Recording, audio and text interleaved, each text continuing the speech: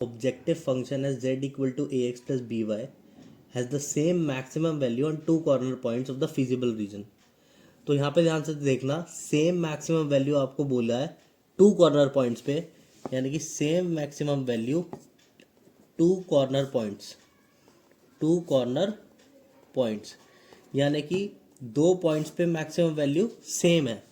तो अगर इन दो पॉइंट्स को मैं ज्वाइन करता हूँ, एक लाइन सेगमेंट बनती है, उस लाइन सेगमेंट पे जितने भी पॉइंट आएंगे वो सारे पॉइंट आपको मैक्सिमम वैल्यू देंगे. इसका मतलब ये है कि पॉइंट्स बहुत सारे हैं, तो यानी कि जो आपका आंसर आएगा वो आएगा इनफाइनाइट. तो आपका होगा ऑप्शन डी. क्लियर हो गया? इजी था क्वेश्चन. नेक्स्ट करते हैं क्वेश्चन नंबर 12. क्वेश्चन नंबर 12 क्या है? आपको इंटीग्रेटिंग फैक्टर पूछा है. क्या पूछा है? Integrating factor. और आपको क्वेश्चन दिया हुआ है x d y upon d x plus 2y is equal to x square. तो आप कैसे करोगे? पहले से d y by d x को अकेला छोड़ो, तो कैसे करोगे? एक्स को डिवाइड कर दो, तो ये बनेगा d y upon d x. X तो खत्म हो गया, यहाँ पे आएगा 2 upon x y is equal to x square upon x. अब इंटीग्रेटिंग फैक्टर में इक्वेशन में आपको बता देता हूँ, d y upon d x plus p y is equal to q. तो पी क्या है यहाँ पे? 2 अपॉन एक्स. तो इंटीग्रेटिंग फैक्टर बनेगा e integration p d x. तो ये बना ई पी क्या है? 2 अपॉन एक्स डी एक्स. तो ई 2 तो बाहर आ जाएगा, और 1 अपॉन एक्स का इंटीग्रेशन क्या होता है? Log x. तो 2 लॉग एक्स ये बन गया आपका. ठीक है. अब 2 यहाँ पे ये इसकी पावर में आ जाएगा, क्योंकि फॉर्मूला होता है, प्रॉपर्टी होती है लॉग की. तो ये 2 इधर आ जाएगा, और ई से लॉग कैंसल हो जाता है, तो ये बचता है एक्स स्क्वायर. क्लियर हो गया? बहुत सारी प्रॉपर्टी लगी है इसमें. तो आपका जो ऑप्शन होगा वो होगा ऑप्शन बी. तो क्वेश्चन 13 देखते हैं. y is equal to cos inverse x, और आपको 1 माइनस एक्स स्क्वायर y2. यहाँ पे y2 समझना कि y को हमने 2 बार डिफरेंशिएट किया है. ये है ये y2, तो इसकी वैल्यू पूछी है. तो पहले हम y का डिफरेंशिएशन करेंगे, तो क्या लिखेंगे? y1 is equal to cos inverse x का differentiation minus 1 upon under root 1 minus x square. हो गया. अब दोबारा डिफरेंशिएट करेंगे तो लिखेंगे y2, और ये u अपॉन v मेथड लगेगा. u अपॉन v क्या होता है? देखो, u अपॉन v का डैश होता है u dash v minus v dash u upon v square. तो इसका स्क्वायर करेंगे तो रूट हटेगा, यहाँ पे आएगा 1 माइनस एक्स स्क्वायर, और -1 का डिफरेंशिएशन करेंगे तो आएगा 0. तो एक काम करो, माइनस को आप बाहर ही ले लो, तो आप 1 का डिफरेंशिएट करो. 1 का डिफरेंशिएशन 0 आएगा. 0 की मल्टीप्लाई मैं v से करूंगा तो 0, तो यहाँ पे आएगा माइनस. अब इसका डिफरेंशिएशन करूंगा तो याद रखना, रूट एक्स का डिफरेंशिएशन होता है 1 अपॉन 2 रूट एक्स. तो रूट 1 माइनस एक्स का एक्स स्क्वायर का क्या होगा? 1 upon 2 root 1 minus x square, और माइनस एक्स स्क्वायर का क्या होगा? माइनस 2x, और 1 की मल्टीप्लाई हो जाएगी तो यही रहेगा. ठीक है. 2 से 2 कैंसिल हो गया. माइनस माइनस क्या होता है? प्लस, और प्लस माइनस माइनस. तो ये बनेगा आपका, ये इधर मल्टीप्लाई में चला जाएगा, तो y2 1 minus x square is equal to minus minus plus, plus minus minus x upon root 1 minus x square. यहाँ तक आ गया. अब आपको पता है कि -1 upon root 1 minus x square, अगर मैं यहाँ पे -1 मान के चलूँ तो -1 upon root 1 minus x square क्या होता है? y1. तो x ऑलरेडी है ही, तो x y1 आपकी वैल्यू आ जाएगी. तो ऑप्शन क्या है? ऑप्शन है ऑप्शन बी. क्लियर हो गया? ये तो आ गया होगा समझ में, इजी है. नेक्स्ट देखते हैं क्वेश्चन नंबर 14. आपको बोला है इसकी डिग्री बतानी है. तो 1 plus d y upon d x का होल स्क्वायर अपॉन 2. तो हाईएस्ट डिग्री यार, जिसका डेरिवेटिव हाईएस्ट होगा उसकी डिग्री ली जाएगी. डेरिवेटिव इसका है, इसकी डिग्री क्या है? 2. तो क्या है? डिग्री 2. तो ऑप्शन क्या है आपका? ऑप्शन है बी. 15 क्वेश्चन. तो डिटर्मिनेंट आपको दिया हुआ है 2 2 2 3 3x 1 4x 2, और आपको x की वैल्यू पूछी है. तो 3 इंटू 2 करो 6, माइनस 2 इंटू 2 4, 2 इंटू 3x करो 6x, ये इससे मल्टीप्लाई 4x, तो 2 इज इक्वल टू 2x, ये कैंसिल, x की वैल्यू आ गई 1, तो ऑप्शन है ए। क्लियर। Next question 16।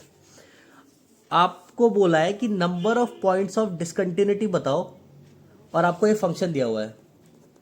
तो मैं आपको बता दूं कि जब भी मॉडुलस फंक्शन आता है ना, दोनों मॉडुलस फंक्शन है, तो उसका कोई भी डिसकंटिन्यूटी पॉइंट नहीं होगा।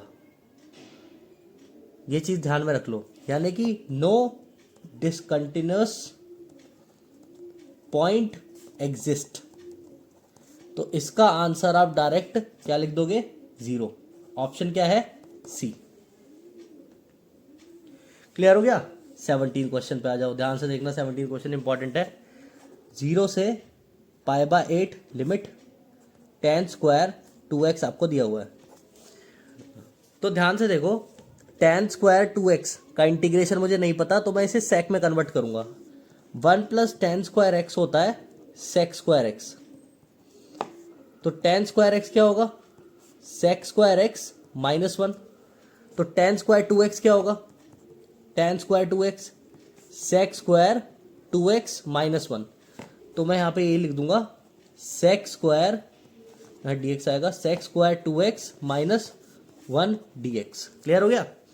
अब सेक स्क्वायर x का इंटीग्रेशन होता है tan x, तो सेक स्क्वायर 2x का इंटीग्रेशन क्या होगा? tan 2x, और 2x का डिफरेंशिएशन करेंगे तो 2 होगा, -1 का इंटीग्रेशन करेंगे कितना आएगा?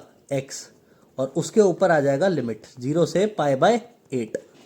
तो अब जब मैं एक बार π/8 पुट करूंगा तो 2 इंटू π/8 π/4 tan π/4 अपॉन 2 माइनस π/8 यहाँ पे पुट करूंगा, उसके बाद 0 पुट करूंगा तो 0, ये पूरा 0 हो गया, ये भी 0 हो गया, तो 0 माइनस 0 तो 0 ही है, कंसिडर करने की जरूरत भी नहीं है। तो tan π/4 कितना हो गया? 1। तो यानी कि 1 अपॉन 2 माइनस π/8, ये इधर जाएगा इधर, यानी कि 8 माइनस 2 पाई अपॉन 2 कॉमन ले लेंगे तो 4 माइनस पाई, अच्छा ये तो 8 आएगा ना, 4 माइनस पाई अपॉन, एक मिनट क्या करा मैंने, ये 8 इधर जाएगा, ये 16 हो गया, तो ये हो जाएगा 4 माइनस पाई अपॉन 8, 2 कॉमन ले लेंगे। अब बात करने जा रहे हैं 18 क्वेश्चन की। A vector dot B vector is equal to 1/2 A vector का मॉड बी वेक्टर का मॉड आपको दिया हुआ है और आपको एंगल निकालना है ए वेक्टर और बी वेक्टर के बीच में। ठीक है, A vector dot B vector होता क्या है? ए वेक्टर का मॉड बी वेक्टर का मॉड कॉस थीटा, याद रखना 1/2 ए वेक्टर का मॉड बी वेक्टर का मॉड, ये कैंसिल हो गया, कॉस थीटा की वैल्यू 1/2 और 1/2 क्या होता है आपको पता ही है, कॉस 60 यानी कि π/3, थीटा की वैल्यू आ गई π/3। ऑप्शन 60 डिग्री है, मतलब इसमें तो पाई में है ही नहीं, 60 डिग्री दिया हुआ है, तो 60 डिग्री आपका ऑप्शन हो गया सी। क्लियर हो गया। अब आते हैं असर्शन रीजन पे, जो कि 19th और 20th क्वेश्चन होगा आपका।